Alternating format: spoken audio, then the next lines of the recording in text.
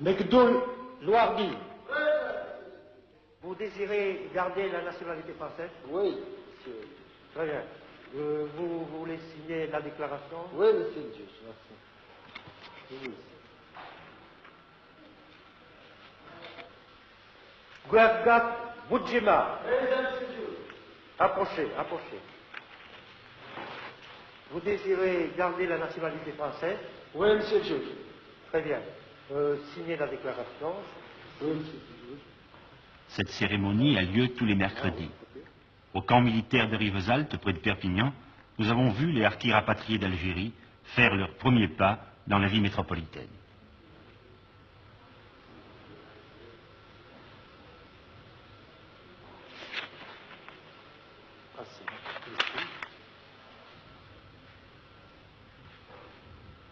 C'est long, 2 signatures. Parfois, monsieur le juge s'impatiente un peu. Vous l'avez vu. Voici le récépissé de la déclaration que vous venez de souscrire. Ne me Merci, regardez pas. monsieur le juge. Dès que votre femme est là. Ah, approchez, madame. Guergat et Boudjema. Présent, monsieur le juge. Approchez. Vous désirez garder la nationalité française, madame? Oui. Bon, tenez, je vais vous délivrer le récépissé de la déclaration. Vous savez signer?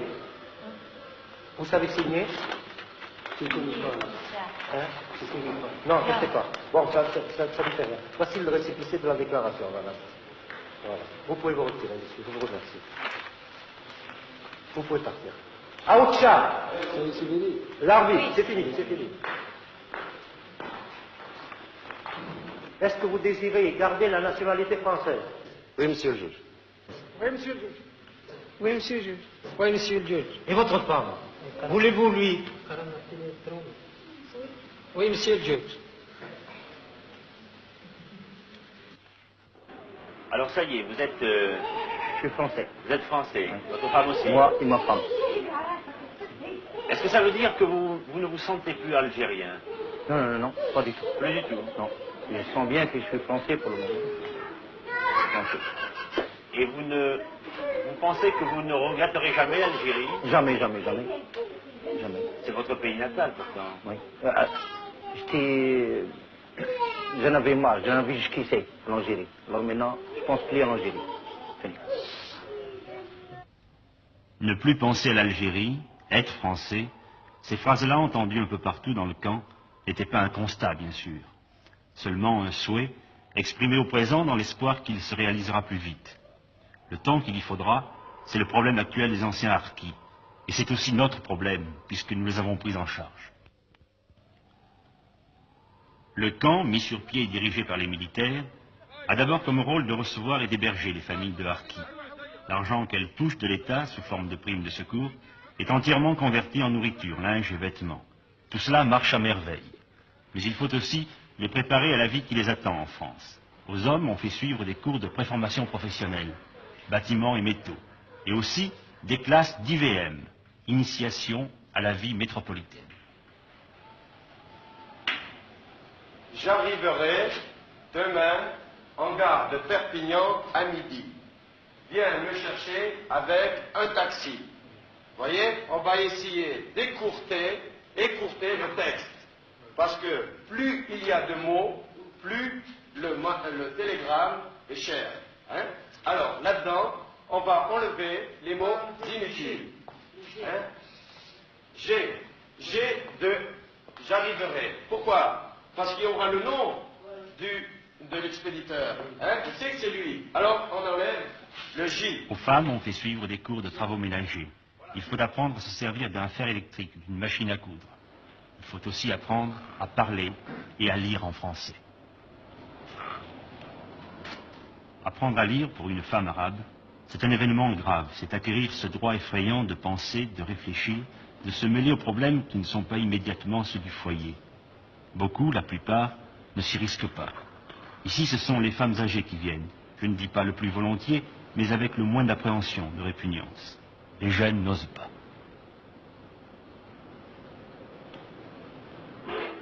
Dites-moi, est-ce que votre femme parle français? Non, elle comprend, mais il ne parle pas. Si vous le parlez, vous le causez, il comprend ce que vous dites, mais pour répondre, il ne faut pas répondre. Vous comprenez ce que nous disons, madame? قال لك لو كان نهضر معك تفهمي كنقول لك بالفرنساويه. Ça serait plus pratique que votre femme parle français, non? Pour la vie de tous les jours, enfin. Moi je voudrais bien parce que là-bas à l'Algérie c'est l'homme qui fait le marché, qui fait ça. Et moi je voudrais bien que ma femme qui est à ma place, c'est ma femme qui fait le marché, qui l'achète, qui fait tout ça. Moi je voudrais bien ça, qu'il apprenne. Quand vous aurez une paye, un salaire, vous lui donnerez de l'argent pour le ménage? Oui, je donne.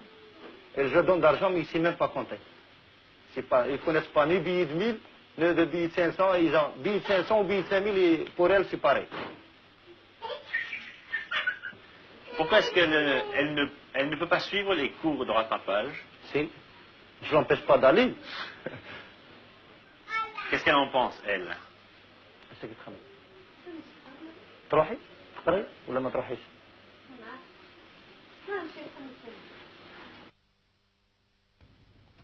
Le ministère des Rapatriés a installé dans le camp une antenne civile pour le reclassement des adultes.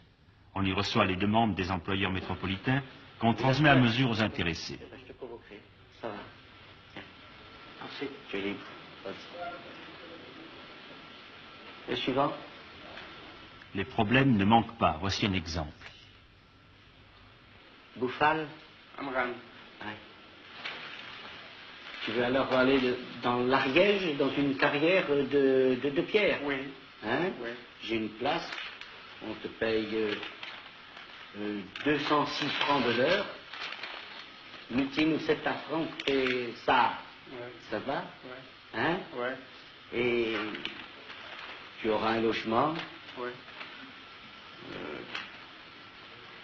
Je compose de 2 pièces. Ça va? Oui, ça va. Tu es d'accord? Hein? Il dit oui, tout paraît réglé.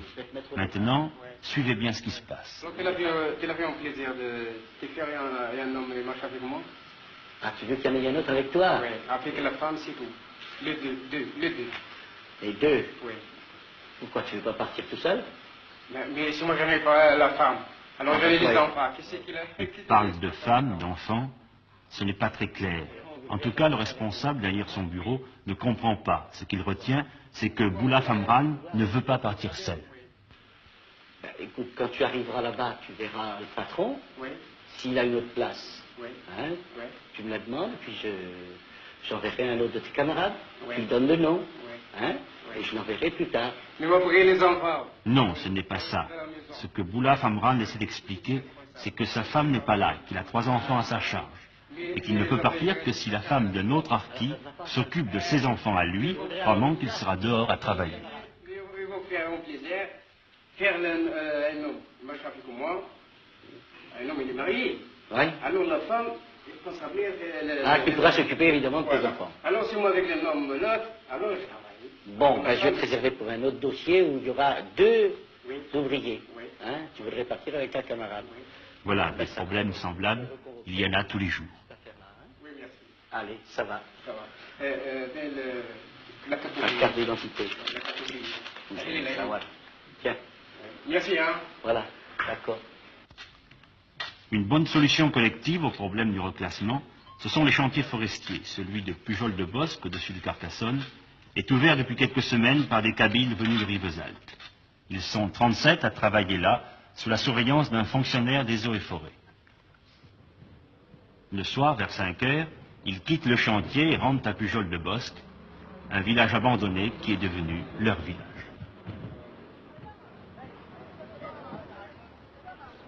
Ils s'installent peu à peu. On a refait pour eux une école, des adductions d'eau, les murs et les toits de 37 maisons, puisqu'il y avait 37 familles à reloger. Le problème reste l'isolement. Le village habité le plus proche, Villeneuve, est à 7 km, par une route étroite et sans revêtement, à peine carrossable l'hiver. Pourtant, les commerçants de Villeneuve se sont toujours arrangés pour monter jusqu'ici, quel que soit le temps. Le boulanger, que voici, vient chaque jour, le boucher 2 fois par semaine. L'épicier, ou plutôt l'épicière, 1 fois.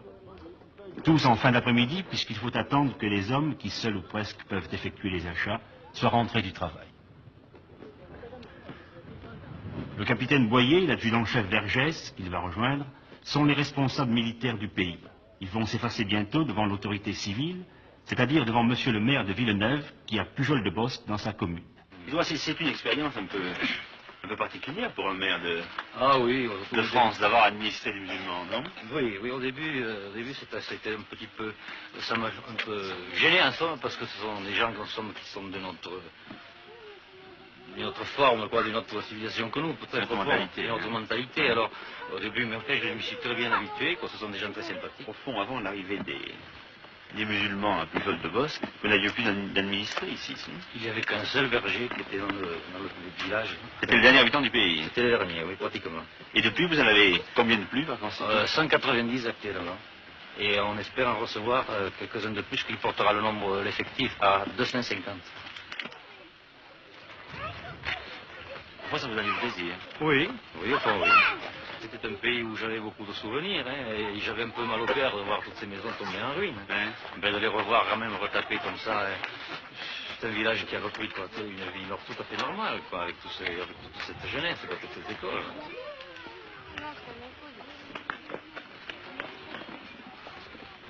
Ça te plaît de vivre en France? Oui. Tu n'aurais pas préféré rester en Algérie, non? Non, là c'est mieux. C'est mieux en France? Oui. Dis-moi pourquoi. Parce que là c'est mieux. Parce que là-bas, le FLN. Il y a le FLN là-bas. Oui. Tu avais peur du FLN? Oui. Tu te plais ici? Oui. Tu préfères être ici ou être en Algérie? En Algérie. Oui. Tu étais à quel endroit en Algérie? Kerba. Pourquoi tu préférais l'Algérie? Mon pays, l'Algérie. Tu es allé à l'école déjà en Algérie? Oui. À quel endroit? J'étais à Binabra. C'était pareil qu'ici? Comment? C'était comme ici l'école? Oui. Tout pareil? C'est pareil, oui. Les maisons, elles sont comme en Algérie? Non, elles ne sont pas comme en Algérie. Comment elles sont? L'Algérie, c'est avec des roseaux et puis de la terre. Et ici? Ici, c'est avec du ciment. Et puis, dessus, c'est des plaques comme ça. Oui. Et puis aussi, des planches dessus. À la seule femme kabyle parlant français, Madame Aguazil, nous avons demandé depuis quand elle était installée. 15 jours. Ça fait 15 jours. Ça fait 15 jours seulement que vous êtes là? Oui. Vous étiez à Rivesaltes avant? Oui, à Rivesaltes. C'était bien là-bas, Rivesaltes? Oui, c'était bien. Mais mieux qu'ici. Pourquoi? Parce que vous avez une maison à vous ici? Oui, parce que nous autres, on est à la maison. Là-bas, c'est à l'armée. Ça, c'est à nous. C'est à eux, oui. Le réchaud à gaz, les chaises, la table, le coin où ils rangent ce qu'ils ont pu sauver dans leur départ. Ces clés suspendues au plafond sont celles de la maison, en Algérie. Vous avez combien de pièces? J'ai 3 pièces. Il y a 2 chambres, une cuisine. C'est la pièce ici? Oui. Et puis 2 chambres. Oui, un chambre pour le gosse, un chambre pour moi, une cuisine. Vous êtes combien dans la famille? Il y a Jacqueline? 6. 2 sœurs et un frère. Et puis votre mari? Oui. Combien il touche votre papa? Quel est son salaire? 1500 francs par jour. Vous avez les allocations familiales ou non? Oui, ici. Qu'est-ce que vous pensez, que vous resterez ici? Oui. On va partir, alors on va rester ici jusqu'à la fin. Ça vous plairait de vivre Oui, ici? oui, Hein? oui. Aujourd'hui, en France, il y a 28 villages semblables à Pujol de Bosc, habités par ceux qu'on appelait naguère les Harkis. Il y en aura 70 d'ici la fin septembre. Ici, à Pujol, 3 enfants sont nés depuis le début du printemps. L'un s'appelle Mazouni, les autres Jacques et Gisèle. Ce sont les premiers prénoms français.